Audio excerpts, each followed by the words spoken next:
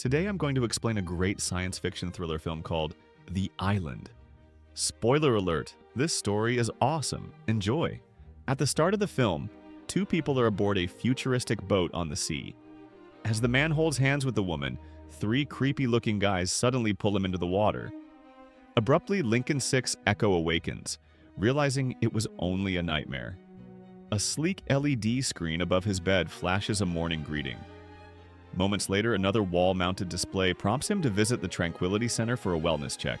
As Lincoln takes his morning pee, the toilet detects high sodium levels in his urine and suggests a change in his diet. An identification bracelet on his wrist automatically opens a drawer containing his clothing. When Lincoln leaves his room, he joins others dressed in the same clothes. Lincoln and the group, all in white, walk together into an elevator. As it descends, holograms on the walls display images of a beautiful tropical island surrounded by shimmering blue waters.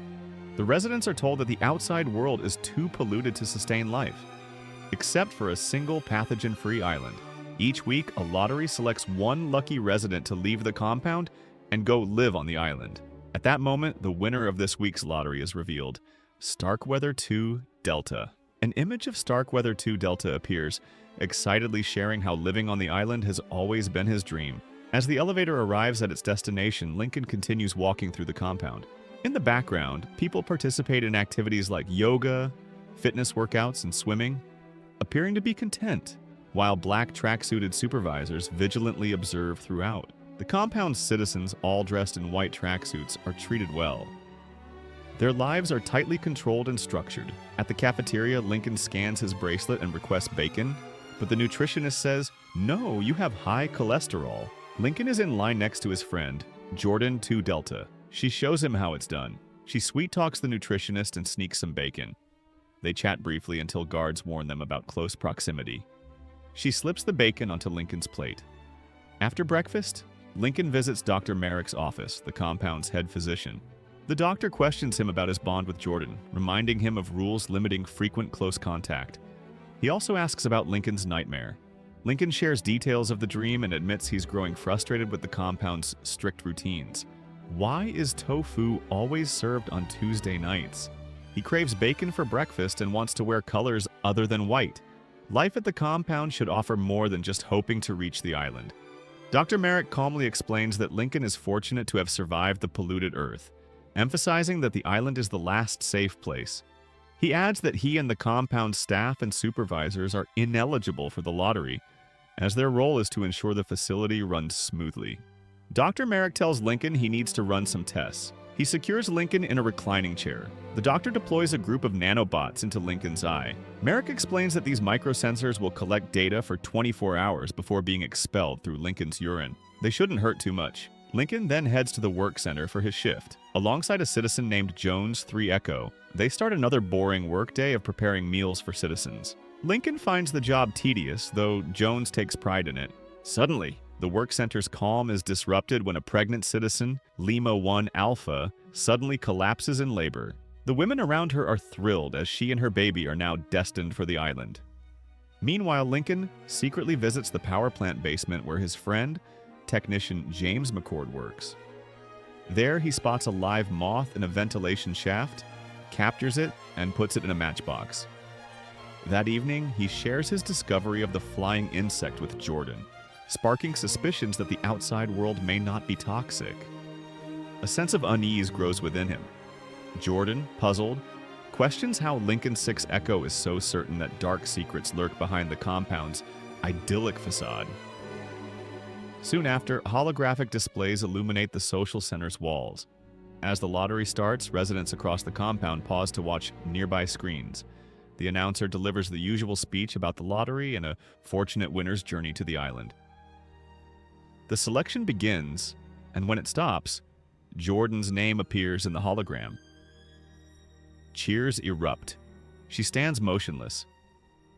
Lincoln, disheartened by the prospect of losing his closest friend and missing another chance at the island, touches her arm to congratulate her and bids farewell. A supervisor interrupts, citing a violation of the proximity rule. That night, Lincoln is jolted awake by a recurring nightmare. He glances at the moth and an idea sparks. Sneaking through the compound to Sector 6, he releases the insect and follows its flight. He arrives at a hallway in the medical sector, slips through a door, and finds a utility closet with blue medical lab coats. Donning one, he navigates the medical center and peers into a room where Lima 1 Alpha is giving birth. Abruptly, a doctor injects something into her, causing her to convulse and die. A nurse then takes the newborn girl to another room, presenting her to a couple. The woman resembles Lima 1 Alpha. Stunned, Lincoln enters the nurse station and sees Starkweather 2 Delta on an operating table. As surgeons prepare to cut into his chest, he comes to and is horrified. He tries to break free, but the guards get control of him. Lincoln, a witness to it all. Dr. Merrick enters the security room to inquire about the incident. Reviewing footage, he realizes Lincoln saw everything. He sounds the alarm, ordering his capture. Lincoln races to the women's compound to save Jordan, explaining there's no island and she's slated for organ harvesting. Shocked, she believes him, and they run. Guards pursue, but they navigate through underground passages and emerge into the outside world. Lincoln and Jordan run like never before. Though the landscape appears rocky and desolate, the air is clean and breathable. They find a live snake that looks healthy enough. They conclude that the Earth isn't uninhabitable and the island is a lie.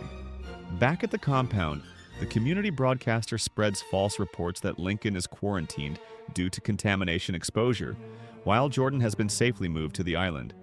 At a meeting for the shareholders, the compound's true nature is exposed during Dr. Merrick's sales pitch to potential clients, revealing it as a bioengineering facility where agnates are created. An agnate is a clone, grown to adulthood to match the client's biological age with identical DNA. Agnates serve as sources for replacement body parts for unwell clients, and female agnates can act as surrogate wombs for clients unable to carry a child. Dr. Merrick falsely assures the shareholders that agnates remain in a vegetative state, devoid of consciousness, thought, or feeling, mere products, not humans. After the pitch, Dr. Merrick hires a mercenary named Albert Laren to retrieve Lincoln and Jordan, explaining that the world is unaware that the agnate products are actually living people, not mindless bodies for parts. Finding Jordan is critical. Her sponsor, Sarah Jordan, lies in a coma after a car crash and needs multiple organ transplants to survive. This clarifies the lottery system where agnates are selected when their sponsors need organs. Lincoln and Jordan arrive at a bar and locate McCord, who brings them to his home. There, he tells them they are human clones, created to provide organs for their sponsors. Their memories of childhood and pre-contamination life are mere implants. McCord explains their names. Lincoln and Jordan reflect their sponsors' surnames. Echo indicates Lincoln's 3 years of life. Delta means Jordan is 4 years old. The 2 in Jordan's name denotes New York, Sarah's home, while 6 marks Los Angeles, home of Lincoln's sponsor, Tom Lincoln. Determined to expose the Institute, Lincoln and Jordan set out to find their sponsors. Aided by McCord with maps, credit cards, cash, and a warning, trust no one. Meanwhile, Merrick's team tracks them via the microsensors in Lincoln's body. The armed men kill McCord. Remarkably, Lincoln and Jordan escape onto a train to Los Angeles to confront Tom Lincoln. After a grueling journey, they reach Tom's estate. Lincoln's retinal scan, matching his sponsors, unlocks the door. Inside, they find Tom's photos. Tom, mistaking them for intruders, swings a golf club but freezes upon seeing Lincoln's face. They talk, and Tom admits his liver is failing, revealing Lincoln as his insurance policy. The two reveal the Institute's secret, pleading for help. Tom promises to take them to a news station to report it. He steps upstairs to grab shoes but secretly contacts the Institute, questioning why his insurance policy is in his living room. Returning, Jordan sees deceit in Tom's eyes, warning Lincoln of a trap. As they drive in Tom's car, Laren's team attacks, firing at them. Lincoln fights Tom while speeding away. Both tumble out, and Laren, gun drawn, hesitates, unable to identify the clone. Lincoln slips his bracelet onto Tom's wrist. Seeing it, Laren assumes Tom is the clone and shoots him dead. Tom's body is sent to the Institute. Lincoln returns to the estate where he and Jordan kiss for the first time. Back at the Institute, Dr. Merrick and the incubation chief discover that the 4 latest generations of agnates exhibit unique neural patterns, inheriting memory imprints from their sponsors. This leads many agnates to develop the ability to question, posing a threat to the establishment. Dr. Merrick decides a recall is necessary, involving the termination of half the unborn agnates and the disposal of nearly $200 million in product. The recall mechanism is ready, with numerous agnates simultaneously selected as lottery winners. Jones 3 Echo is among the few to be chosen. Technicians and medical staff are observed entering the incubation room, prematurely removing agnates from their pods, so ending the threat to the system. Meanwhile, Lincoln and Jordan come up with a plan to rescue the living agnates. Lincoln is convinced that the holographic control room serves as the facility's nerve center.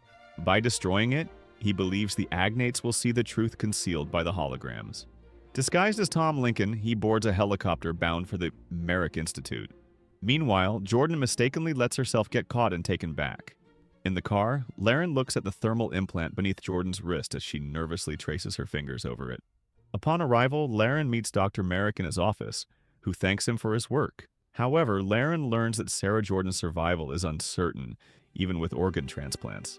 Witnessing the clone's treatment, he begins to question the morality of his mission. Sneaking into the Institute, Lincoln takes out one of the guards and moves toward the central holographic chamber. Jordan, strapped to a bed, awaits organ extraction for her sponsor. She escapes, meets Lincoln, and hands him a stolen key. As doctors examine Tom's corpse, they discover it's a client's body, prompting Dr. Merrick to order Lincoln's capture. Some agnats promised a journey to the island are actually being led to their deaths. Jordan notices the agnates being guided to their final destination, and she follows them. Lincoln locates the reactor, attempting to disable the power grid, but Dr. Merrick shoots him. They struggle while agnates are herded into an elevator.